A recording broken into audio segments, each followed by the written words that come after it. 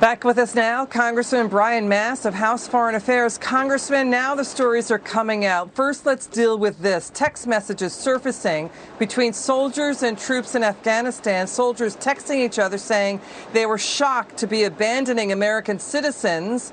The texts were reported by John Solomon that Americans were waving passports at the Kabul airport saying we were Americans, but they were blocked from leaving. Those flights left empty. What do you say to this story?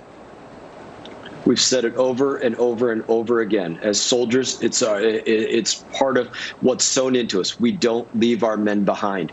We don't leave our men behind. And I've literally heard nothing weighing more greatly on the shoulders of our soldiers that speak to me personally, that are calling me, that I see in person, than the belief and the understanding that both Americans and those that we were directly in combat with shoulder to shoulder were left behind. The Politico reporting, White House officials are now leaking, saying that they are, quote, appalled, that they're upset, that they're horrified that the White House abandoned people, Americans, behind terrorist lines. Now, let's turn to this. Senator Lindsey Graham, Foreign Affairs Ranking Member Representative Michael McCaul, Congressman Ronnie Jackson now say the number of Americans left behind is much higher. It's not hundreds, it could be thousands. And when you look at the math, Congressman, the math is kind of curious here.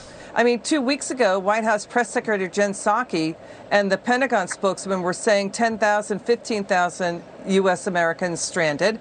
If you subtract the 6,000 that were evacuated, we're talking potentially thousands still stranded. What do you say?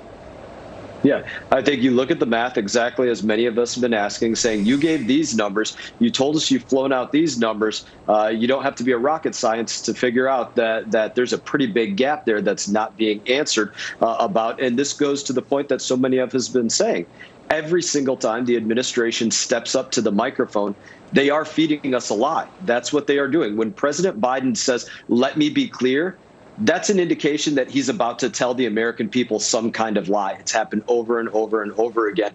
There's a lot of the speculation by many that say, this president must have dementia or something. That might have something to do with the math. But I think if you go back and look at press conference after press conference and the way that he keeps changing the story, I think it's more likely this guy's schizophrenic. Yeah. And Congressman, on August 22nd, just 9 days ago, National Security Advisor Jake Sullivan said on CNN, quote, several thousand Americans were left there. That, we also left behind U.S.-funded government-backed journalists for Voice of America, Radio Liberty, and Radio Free Europe have been stranded behind terror lines. Dozens of Sacramento students now in Afghanistan stranded. Let's listen to this exchange. We know that the president yesterday saying 10% of Americans were left behind. White House racing to dial back on that. We have a curious kind of talking point problem, Congressman, with the White House officials stepping on each other's lines. Watch this exchange.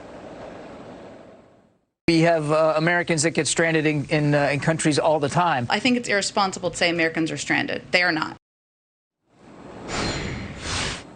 What do you say to that? One, this is no joke. These people will be hung. They will be tortured. They will be stabbed. They will be choked by electrical wires. They will be stoned. This is as serious as it gets. And when you look at their inability to one, assess the situation, and to, number two, convey it truthfully, the absence of leadership right there is exactly what got us into this situation. We've all heard the saying, peace through strength. And that's what led us into a situation where we were down to 2,500 U.S. troops in Afghanistan without anybody being killed for a year and a half, to a situation where there is now no peace because there was absolutely no strength. They've been intimidated from beginning to end, from the time that they're leaving, to leaving the embassy, to leaving the airbase, to everything else about it, instead of simply being Americans and saying, we're going to do it when and how and why we choose, and you're going to suck it up and take it because we swing the bigger bat. That's the problem that got us into this situation and why they're stuck there in Afghanistan.